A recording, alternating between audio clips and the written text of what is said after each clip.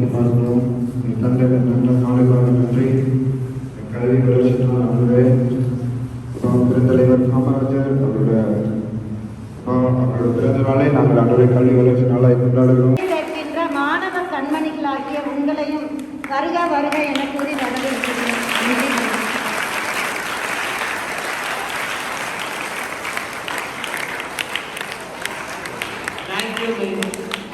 சிறப்பு நிகழ்ச்சியின் முக்கியத்துவம் சிறப்புரையில் உள்ளது. சிறப்புரையை சிறப்பிக்க நம் பள்ளி தலைமை ஆசிரியர் அவர்களை அன்புடன் அழைக்கிறேன்.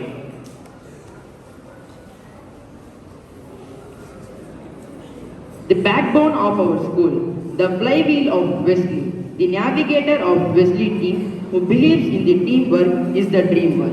Always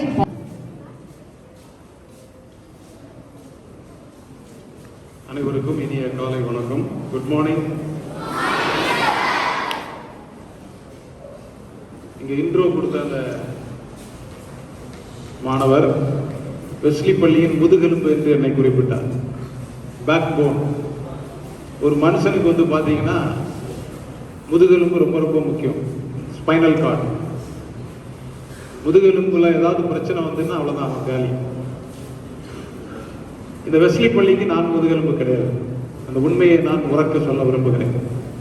இந்த வெஸ்லி பள்ளியின் முதுகெலும்பு யார் அப்படின்னு பார்த்தீங்கன்னா கடவுளுக்கு அடுத்தபடியாக நீங்க தான். மாணவர்கள் தான் இந்த பள்ளியின் முதுகெலும்பு. முதுகெலும்பு, மூளை, இதயம், சிறுநீரகம், நுரையீரல் எல்லாமே யார்? மாணவர்கள் தான். உங்கள் அனைவரையும் இந்த வேளையில் நான் வணங்கி மகிழ்கிறேன். இந்த பள்ளியில்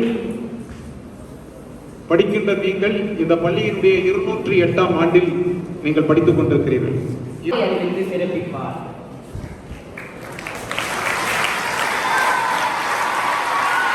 நான் 9ஆம் வகுப்பு ஆ பிரிவில் பயின்று வருகிறேன். இப்பொழுது நான் உங்களிடம் பேச போகும் தலைப்பு காமராஜரின் பிறப்பு மற்றும் இளமை பருவம். கர்மவீரர் காமராஜர் 1903ஆம் ஆண்டு ஜூலை 15ஆம் நாள் சென்னை மாகாணத்தில் உள்ள விருதுப்பட்டியில் குமாரசாமி நாடார் மற்றும் சிவகாமி அம்மா ஆகிய தம்பதியர் and his impact on lives of countless students. Her comes are middle school energetic singers to sing a special number on Sri Kamarajan. Let's enjoy with them.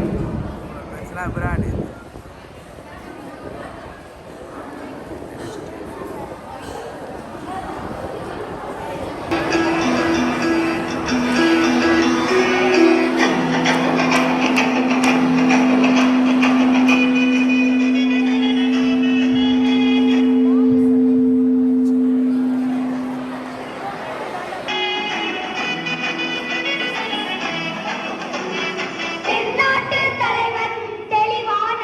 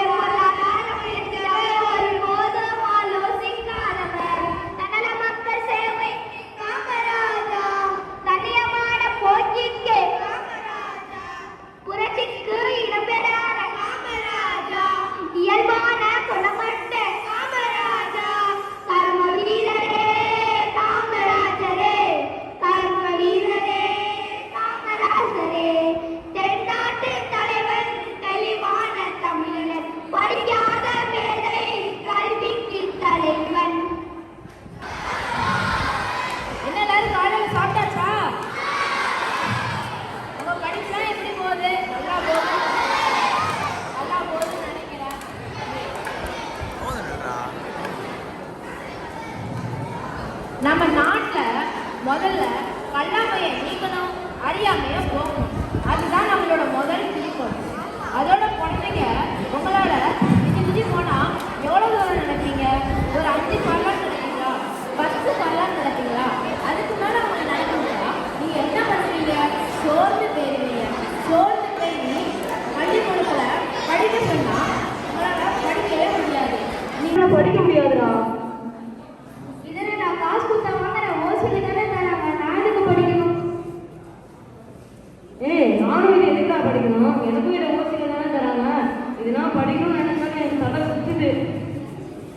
இந்த வீடு சும்மா என்னால் வீடு எதுவும் தூக்கிட்டு போக முடியாதுப்பா. என்ன பண்ணலாம்?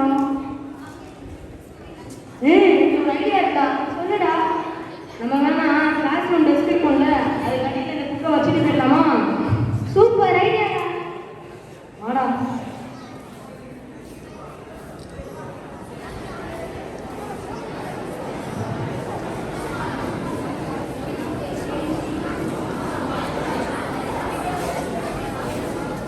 காட்சி 2, மதிய உணவு திட்டம்.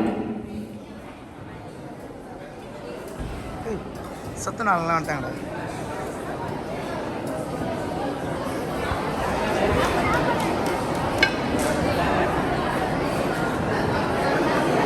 தட்டா 2 தடு தட்டா.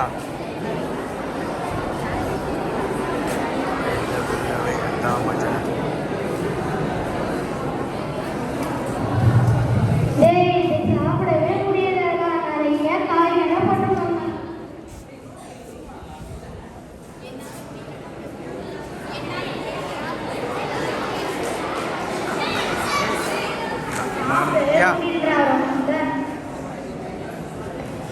Chicken fried rice, chicken noodles, chicken பர்கர்லாம் கொடுத்தா சத்துணவுல எப்படி இருக்கும்?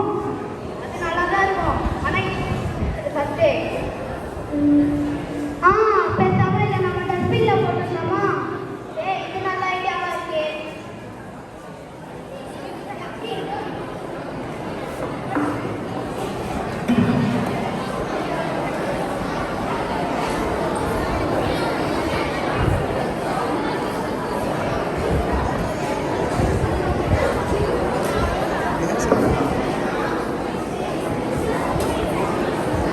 ஏன்பா இந்த மாதிரி சாப்பாடுலாம் வீணாக்குறீங்க? அரசாங்கம் உங்களுக்கு கஷ்டப்பட்டு இலவச மதிய உணவு திட்டம் எடுக்கிறத கொண்டு வந்து இந்த மாதிரி பண்ணா ஏன் நீங்க இந்த மாதிரி சாப்பாடுலாம் வீணாக்குறீங்க? அப்படியே இவங்கள பார்த்தா நீங்க என்னன்னா புத்தகத்தோட அருமையே தெரியாம புத்தகத்தை பள்ளிக்கூடத்திலேயே விட்டுட்டு போறீங்க. ஏன்பா இந்த மாதிரிலாம் பண்றீங்க? ஏன்பா அழுகுற? என்னாச்சு? என்கிட்ட கிழிஞ்சு போன ஆடை இருக்குன்னு நான் பள்ளிக்கூடத்து வரும்போது எப்பயுமே என்னை கேள்வி கேட்டுக்கிட்டே இருக்காங்க. இவன் என்னை ரொம்ப கிண்டல் பண்ணிக்கிட்டே இருக்கான். சேலம் ஐயா, சொல்லுங்க ஐயா.